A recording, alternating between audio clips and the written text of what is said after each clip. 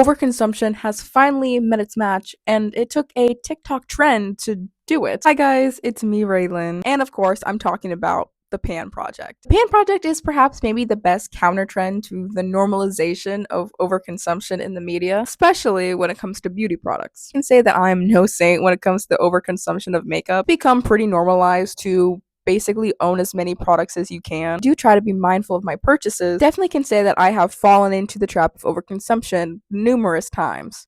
And problems like these are what the Pan Project is trying to fix. The Pan Project is pretty simple and it works like this. By not allowing yourself to buy any more of a certain category of product until you run out of what you have now. For example, if you have 3 different lotions open, you can't go and buy another lotion until you've finished all the 3 you have now. This encourages people to use their products to completion and being mindful of not wasting products that you already have by replacing them with new ones before the old ones are gone. This really forces you to look at what you buy and why you buy something. Why did you feel the need to have those 3 lotions in the first place? And did you buy them with the intent of using them in full? Oh, I can admit that there are real reasons to have multiple of something. Like if you just got a new tattoo and all you have is scented lotion, you'll have to go and get a scent-free lotion as to not irritate your new tattoo. Now you have 2 lotions. And I'm sorry for that oddly specific analogy. It's all I could think of with keeping the theme of lotions. Without thinking of like super gross things that people also do with lotions. Not that there's anything wrong with that, but I would just much rather talk about tattoos than talk about you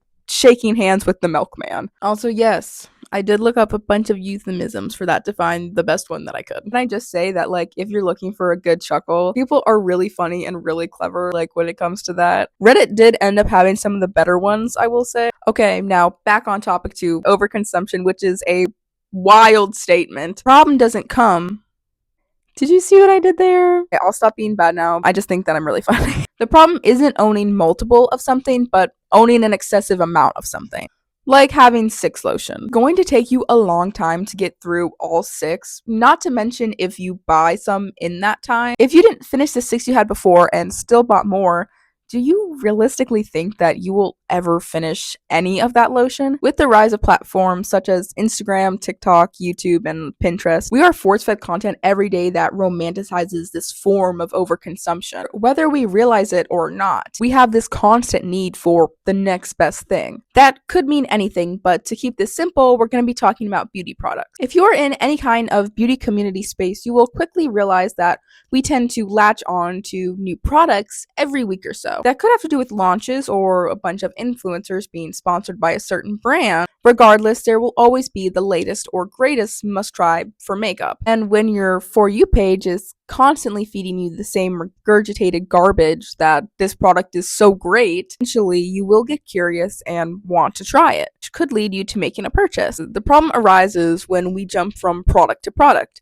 without finishing the ones we had before, and slowly and surely over time the products start to build up. You would think that this collection would be a wake-up call. Instead, online, these collections are praised. As we see influencers and regular people show off these massive collections where they have drawers and drawers of makeup, so much so that there is no way that one person could use all of that even in their entire lifetime. Almost like your very own personalized Sephora right at home. And I can admit that I fall for watching these all the time. There's something truly captivating about it, and just the pure amount of stuff that they have. How they could use a different moisturizer every day. Mounds and mounds of product placed in these beautiful organizers, sugarcoating the fact that most of these products that we see will never be used, or at least used completely. That is the absolute extreme. It's sort of become the norm and what we expect from influencers. We expect them to review and use the latest and most trending item. We look to them to see if they like it or not, if they're using it. They need to be trying and reviewing these products. That's their job. To ensure that these influencers will have these items, brands will send PR to them. And while most of the time it's just a few items from a collection, it's become a very common thing for companies to try to outdo each other when it comes to PR by sending the most grand and luxurious things to these influencers, which has become a form of advertising for them. I love watching PR unboxing videos. So interesting and fascinating to see what these companies are just sending to people, how much money they can just throw at people and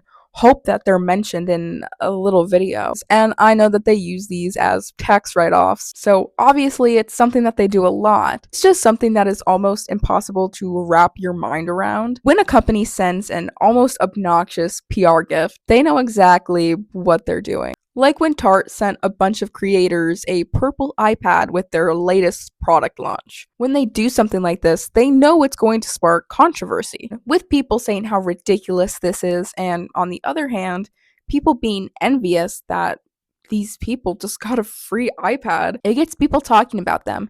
Even if it's in a negative light, we are still talking and saying the brand's name, and that is the greatest ad that they could hope for. In a way, they are almost rewarded for this behavior. So obviously, they're going to continue to do things like that. Now, we have seen brands trying to offset this and being mindful when sending PR, only sending a couple items. Like if they're releasing a new foundation, they might only send 1 or 2 shades to a creator, because obviously, you do not need an entire range of foundation. But unfortunately, this is not the norm when it comes to PR. Companies have been known to send their entire lines, sometimes as a way to show off how vast a collection is. If they're launching 27 new lipsticks, it will send every influencer that is on their PR list 27 lipsticks. Now, I want it to be said that I am not bashing, nor do I ever want to bash on makeup influencers or makeup creators, because I wish I was you. I love watching makeup influencer content. I really don't think that this is your guys' fault, like in the slightest. And it's not anything that you're doing, or at least knowingly doing. It's not their fault that these companies are sending them all this stuff. And it's kind of their job to accept all this stuff and show it off. The way influencers have kind of go to counteract this is by doing giveaways. Giving products that they'll never use to people who maybe couldn't afford them or didn't even have the option to buy them in the first place. And it's a win-win situation for everyone involved. Because of how romanticized PR is, PR has become something that people strive to go after. And we see a bunch of people trying to become influencers simply to get free stuff. It's because they see their favorite influencers doing these unreal PR unboxings. Obviously, who wouldn't want that? While all of this looks great and fantastic on social media, if carried into the real world, we are creating a very wasteful mindset. One that prioritizes the need to have everything. It's estimated that anywhere from 20 to 40% of beauty products actually end up as waste.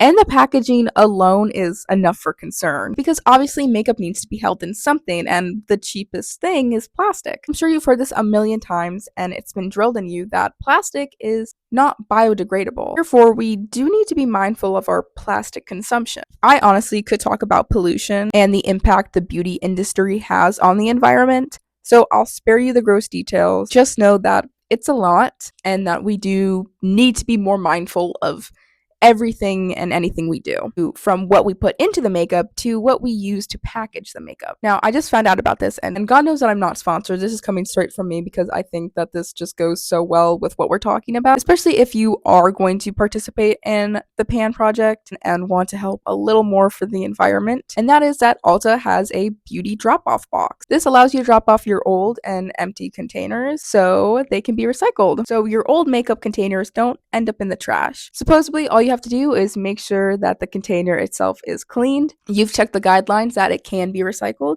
and just drop it off in the box. In a lot of areas, recycling isn't always accessible, but this is one of those things where it is very accessible. If you're going to Ulta anyway to buy new makeup, then you can drop off your old containers all in one trip. Again, brings me back to the awesomeness that is the Pan Project. Now, this is not going to solve the problem in its entirety, because I think the problem of overconsumption runs a lot deeper than we even realize, but this is definitely a step in the right direction. Love that it's becoming a trend to show off your empties. I feel like it's giving motivation and rewarding people for their thoughtfulness, whether they realize what they're doing or not. So while I have been talking about the negative effects of influencers, this is the effect that they can have. Seeing the amount of people participating and showing their progress can be very motivational, especially for people who are maybe overwhelmed, who are maybe still on the fence about even participating. So obviously it's great to see an actual positive trend, and that social media can have a very good impact on people and the environment. So let me know your opinions in the comments below. If you liked what I had to say today, make sure you hit that subscribe button and follow me on my other socials. I'm Raylyn, and I'll be seeing you guys in the next video. Bye!